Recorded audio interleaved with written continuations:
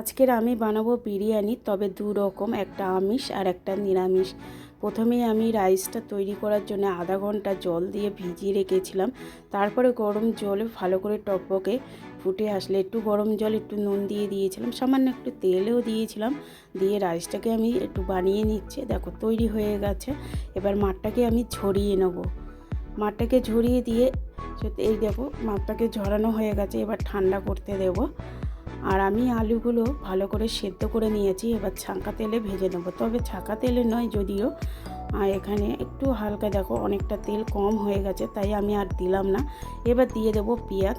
পেঁয়াজটাকে দিয়ে আমি ব্রেস্তা তৈরি করে নেবো, তার জন্য আমাকে একটু সময় লাগবে। এটা ছাঁকা তেলে করলে খুবই ভালো হতো, তবে আমি এই তেলেই বানাবো। আর এই তেলে ব্রেস্তাটা আমি একটু সময় লাগবে, মুচমুচে করে নেবো বাদামি কালার।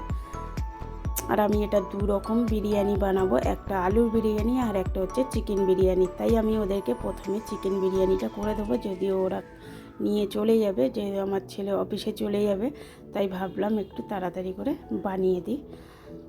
আর এই যে আমার ব্রেস্টটা তো তৈরি হয়ে গেছে, আলু বোকরা, ডিম সব কিছু দিয়ে।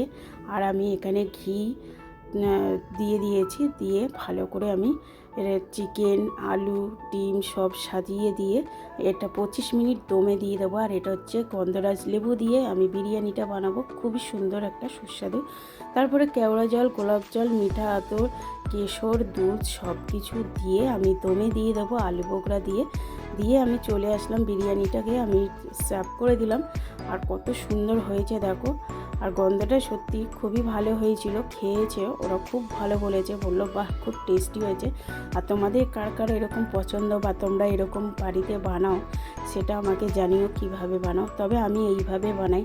ভিডিওটা কেমন লাগলো অবশ্যই কমেন্টে জানিও। আর বিরিয়ানিটা কার কার ভালো লাগলো। টাটা বন্ধুরা।